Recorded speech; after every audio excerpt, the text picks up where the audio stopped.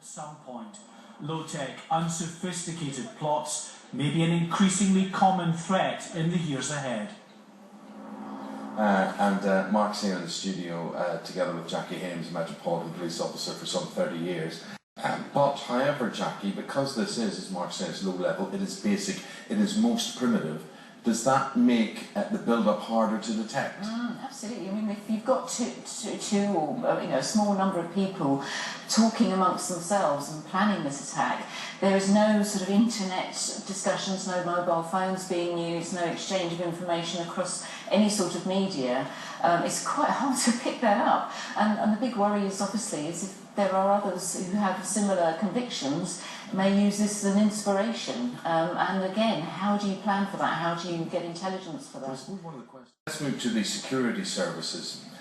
Armed police, 20 minutes to get there. Now, I would have thought for an area the size of London, actually that's probably not bad going, but I'm seeing some criticism about this. Would that be a pretty average response time, or do you think that was slow? It does sound slow, I have to say. I would have thought that, it depends, I suppose, on what else was happening in the capital at the time, what the traffic conditions were like, and I'm sure we'll get an explanation of that hopefully today, but it does sound quite a long time, 20 minutes. Also, Jacqui, we've got separate hospitals for these suspects. Would that have been on a medical basis, or is that for security reasons? And obviously we don't know what their injuries are, but I would imagine it would be security would be a huge issue as well, in case they were part of a wider network.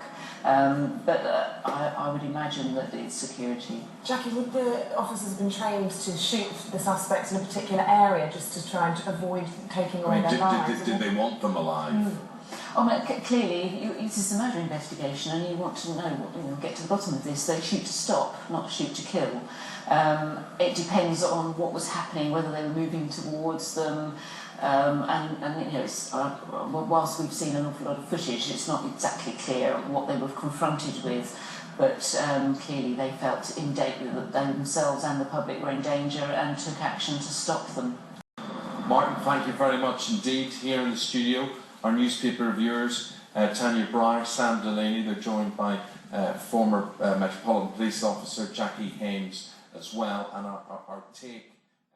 I think you're right, Sam, it was quite scary, Jacqui, where they actually stopped and they encouraged people to film them. It's almost, as you say, it's orchestrated in some way, and the fact that they didn't attack members of the public, it almost felt like their next victims were going to be the police, which could actually start to explain this delay and why the police officers didn't go in straight away, because it became very apparent very quickly that they weren't attacking members of the public. They had their first victim, the next victims were going to be the police officers, so it was imperative that the armed police officers were the first people to get to them, because those police officers may have just walked in and been slaughtered in the same way as the first victim. There was a member